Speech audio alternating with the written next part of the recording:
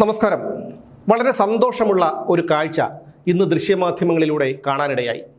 നമ്മുടെ കേരള രാജ്യം വാണരുളുന്ന പിണറായി തമ്പുരാൻ അദ്ദേഹം ഇന്ന് കൊല്ലത്ത് ഒരു പത്രസമ്മേളനം നടത്തി. പിണറായി വിജയൻ്റെ പത്രസമ്മേളനത്തെക്കുറിച്ച് നമുക്കറിയാം. ചോദ്യങ്ങളൊന്നും അങ്ങോട്ട് ചോദിക്കാൻ പാടില്ല. ചോദിച്ചാൽ ഇഷ്ടപ്പെടാത്ത ചോദ്യങ്ങൾ ചോദിച്ചാൽ ഒന്നുകിൽ കണ്ണുരുട്ടും, ഇല്ലെങ്കിൽ നാക്കുതള്ളി കാണിക്കും. അങ്ങനെ പല ചേഷ്ടകളും പ്രത്യേക ആക്ഷനുകളുമൊക്കെ കാണിക്കുന്ന ഒരു രാഷ്ട്രീയ നേതാവാണ് പിണറായി വിജയൻ. അതുകൊണ്ട് തന്നെ പിണറായി വിജയൻ നടത്തുന്ന ഈ പത്രസമ്മേളനങ്ങളിൽ ചോദ്യങ്ങൾ ചോദിക്കാൻ പല മാധ്യമപ്രവർത്തകർക്കും ഭയമാണ്. പലരും മുട്ടിടിച്ചാണ് നിൽക്കുന്നത്. സൂചി വീണാൽ കേൾക്കാവുന്ന നിശബ്ദതയാണ്. എന്നാൽ മറ്റുള്ള രാഷ്ട്രീയക്കാരൊക്കെ പത്രസമ്മേളനം നടത്തുമ്പോൾ അങ്ങനെയല്ല. പരമാവധി അവരെ പ്രകോപിപ്പിക്കുന്ന ചോദ്യങ്ങളൊക്കെ ചോദിക്കാൻ നമ്മുടെ മാധ്യമപ്രവർത്തകർക്ക് യാതൊരു മടിയുമില്ല. ഇത് നമ്മൾ പലതവണ കണ്ടതാണ്. സുരേഷ് ഗോപിയെയൊക്കെ എത്രയോ തവണ പ്രകോപിപ്പിച്ച് പല ചെറിയ കാര്യങ്ങളൊന്ന് വീണ് കിട്ടാൻ ശ്രമിച്ചിട്ടുണ്ട് നമ്മുടെ മാധ്യമപ്രവർത്തകർ. പക്ഷേ ഇന്ന് വളരെ വ്യത്യസ്തമായൊരു കാഴ്ചയാണ് കണ്ടത്. അത് വളരെ സന്തോഷം തരുന്ന ഒന്നാണ്. ഈ കൊല്ലത്ത് നടത്തിയ പത്രസമ്മേളനത്തിൽ, പിണറായി വിജയൻ നടത്തിയ പത്രസമ്മേളനത്തിൽ ദേശാഭിമാനിക്കും കൈരളിക്കും മാത്രം, അവരുടെ മാധ്യമപ്രവർത്തകർക്ക് മാത്രമുള്ള ചോദ്യങ്ങൾക്ക് ഉത്തരം നൽകി പിണറായി തമ്പുരാൻ സ്ഥലം വിടുകയാണ്. പക്ഷേ അതിലേതോ ഒരു ചാനലിൻ്റെ മാധ്യമപ്രവർത്തകൻ വിട്ടില്ല. അദ്ദേഹം വളരെ രൂക്ഷമായി തന്നെ, ഒരുപക്ഷെ പിണറായിയോട് ഇത്രയധികം രൂക്ഷതയോടുകൂടി സംസാരിക്കുന്നത് ഒരുപക്ഷെ ആ ഒരു മാധ്യമ പ്രവർത്തകനായിരിക്കും. അയാൾ ആരാണെന്ന് എനിക്ക് ഈ വീഡിയോ എടുക്കുന്ന സമയം വരെ അറിയില്ല. എന്തായാലും അയാൾക്ക് എൻ്റെ ഒരുപാട് അഭിനന്ദനങ്ങൾ. കാരണം ഞാനൊക്കെ ഒരുപാട് ആഗ്രഹിച്ചിരുന്ന ഒരു സന്ദർഭമാണിത്. ഇതുപോലെ ചോദിക്കണം എന്ന് കരുതിയിരുന്ന സന്ദർഭമാണ്. പക്ഷേ നമ്മളൊക്കെ ഓൺലൈൻ മാധ്യമ പ്രവർത്തകരാണല്ലോ. അതുകൊണ്ട് ഞങ്ങളൊക്കെ രണ്ടാം കിടക്കാരാണ്. ഒന്നാം കിടക്കാരൊക്കെ ഉള്ളത് കൊണ്ട് അവർക്കാണെങ്കിൽ നട്ടലുമില്ല. അതാണ് ഇതിൻ്റെ ഒരു വിഷയം.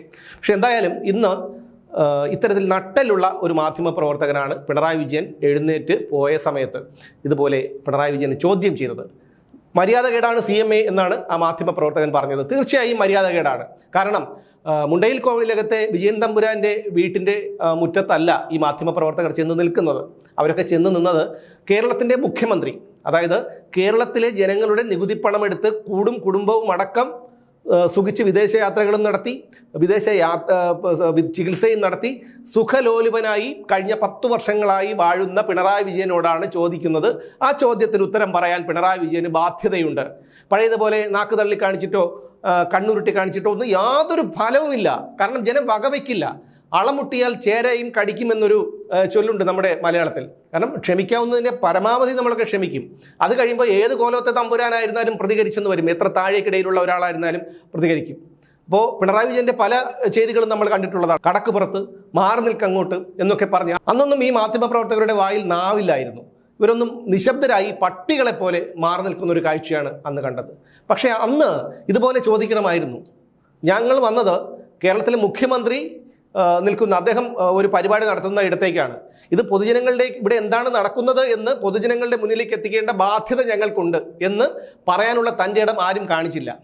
അതാണ് ഈ പിണറായി വിജയനെ ഇത്രയേറെ വഷളാക്കിയത്.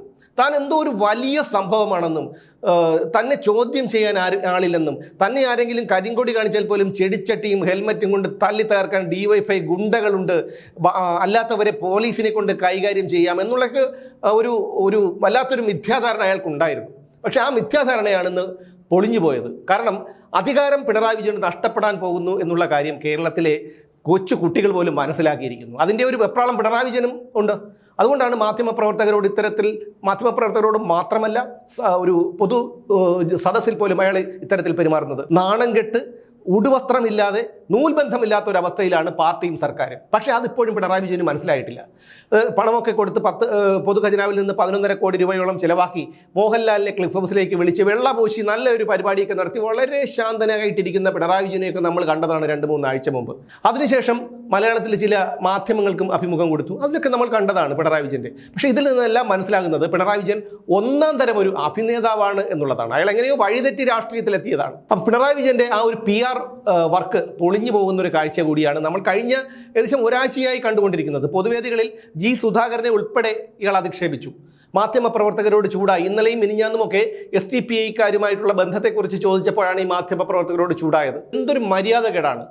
അവിടെ ഒരു പത്രസമ്മേളനം നടക്കുമ്പോൾ എല്ലാ മാധ്യമപ്രവർത്തകരുടെയും ചോദ്യങ്ങൾക്ക് ഉത്തരം പറയാനുള്ള ബാധ്യതയുണ്ട്. അല്ലാതെ ഇയാൾ എന്താണ് വിചാരിച്ചത്? മുഖ്യമന്ത്രി സ്ഥാനം എന്ന് പറയുമ്പോൾ ചുമ്മാ എനിക്കും എൻ്റെ കമലയ്ക്കും മോക്കും മരുമോനും ചെറുമോനും അവിടെ ഉണ്ണാനും ഉറങ്ങാനും വിദേശ സർക്കിട്ട് അടിക്കാനും ഞങ്ങൾക്ക് സുഖിച്ച് വാഴാനും ഹെലികോപ്റ്ററിൽ കയറി പറക്കാനും കിട്ടുന്ന അഴിമതിയൊക്കെ നടത്താനുമുള്ള ഒരു മാർഗം മാത്രമാണ് കേരളത്തിൻ്റെ മുഖ്യമന്ത്രി സ്ഥാനം എന്നാണോ ഇയാൾ വിചാരിച്ചു വെച്ചിരിക്കുന്നത്? അല്ല. കാരണം അത് ആ ഒരു ധാരണ പിണറായി വിജയൻ ഉണ്ടെങ്കിൽ അതങ്ങ് മാറ്റി വയ്ക്കുന്നതാണ് നല്ലത്. അതിൻ്റെ ഒരു പ്രതിഫലനമാണെന്ന് കണ്ടത്. കാരണം ജനം സഹികെട്ടിരിക്കുകയാണെന്നേ. ഇത്രയധികം കേരളത്തെ കടക്കണിയിലാക്കി നശിപ്പിച്ച് നാറാണ കല്ല് വർപ്പിച്ചിട്ട് ഇപ്പോഴും കോടിക്കണക്കിന് രൂപ മുടക്കി റോഡിൻ്റെ ഇരുവശങ്ങളിലും അയാളുടെ തിരുമോന്ത പ്രദർശിപ്പിച്ചുകൊണ്ടുള്ള പച്ചക്കള്ളങ്ങൾ എഴുതി പിടിപ്പിച്ച് വെച്ചിരിക്കുകയാണ്. എന്നിട്ട് പിന്നെ എന്തിനാണ് പത്രസമ്മേളനം നടത്തുന്നത്? എനിക്ക് വയ്യ, ഞാൻ വീട്ടിൽ കിടക്കുകയാണ് എന്ന് പറഞ്ഞിട്ട് വീട്ടിലെങ്ങാനും ചെന്ന് കിടന്നാൽ പോരെ? ഓൺലൈനായിട്ട് എന്തെങ്കിലും ചെയ്താൽ പോരെ? എന്തെങ്കിലും ചെയ്യണമെങ്കിൽ. അല്ലെങ്കിൽ ഇയാൾ മാധ്യമങ്ങളുടെ മുന്നിൽ വരാതിരിക്കുന്നതാണ് അത്രയും നല്ലത്. അതൊന്നും ചെയ്യാതെയാണ് ഈ മാധ്യമ പ്രവർത്തകരെ വിളിച്ചുകൂട്ടി പത്രസമ്മേളനം നടത്തുന്നത്. പിന്നെ എന്തിനാണ് പത്രസമ്മേളനം നടത്തുന്നത്? ഈ മാധ്യമപ്രവർത്തകരുടെ ചോദ്യങ്ങൾക്ക് ഉത്തരം പറയാനല്ലേ ഇയാൾ ഈ പത്രസമ്മേളനം നടത്തുന്നത്? അപ്പോൾ അതിന് ഉത്തരം പറയാൻ തയ്യാറല്ലെങ്കിൽ പിന്നെ എന്തിനാണ് അവിടെ വന്നിരിക്കുന്നത്? ഇത്രയും ആൾക്കാരുടെ സമയം മുന്നേക്കെടുത്തി വന്നിരിക്കേണ്ട ഒരാവശ്യവുമില്ല. അപ്പോൾ എന്തായാലും കൊല്ലത്ത് സംഭവിച്ചത് വളരെ നല്ലൊരു പ്രതീക്ഷയുണർത്തുന്ന ഒരു കാര്യമാണ്. കാരണം പിണറായി വിജയൻ ആകെ നാണം കിട്ട. അയാളെ ചോദ്യം ചെയ്യാൻ ഒരാളും തയ്യാറായിരുന്നില്ല. ഞാനത് ഓർത്തത്, ഈ കർമ്മഫലം എന്ന ഒന്നുണ്ട്. നമ്മൾ അനുഭവിക്കുന്ന പ്രവൃത്തികളുടെ ഫലം അനുഭവിച്ചേ നമുക്ക് ഈ ഭൂമിയിൽ നിന്ന് പോകാൻ കഴിയും, അല്ലെങ്കിൽ നമ്മുടെ പിൽക്കാലങ്ങൾ അനുഭവിക്കേണ്ടി വരും. ഇന്ന് ഞാൻ ഈ ദൃശ്യങ്ങൾ കണ്ടപ്പോൾ ഓർത്തത്, വർഷങ്ങൾക്ക് മുൻപ് പിണറായി വിജയൻ പാർട്ടി സെക്രട്ടറി ആയിരുന്ന സമയത്ത് ഡൽഹി കേരള ഹൗസിൽ വെച്ച് ഒരു ജീവനക്കാരനെ ഇയാൾ ക്രുദ്ധനായി നോക്കുന്നതാണ്. അന്ന് മൂന്നാർ കയ്യേറ്റവുമായി ബന്ധപ്പെട്ട് മമ്മൂട്ടിക്ക് മൂന്നാർ കയ്യേറ്റത്തിൽ പങ്കുണ്ടെന്ന് ആരോപിച്ചുകൊണ്ട് അവിടെ ഒരു മുദ്രാവാക്യം നടന്നിരുന്നു പാർട്ടി സെക്രട്ടറിയായി വിജയൻ ചെന്നപ്പോൾ. അവിടെ അന്ന് അക്കൂട്ടത്തിൽ ഒരാളെ പിണറായി വിജയൻ നോക്കി വെച്ചിരുന്നു.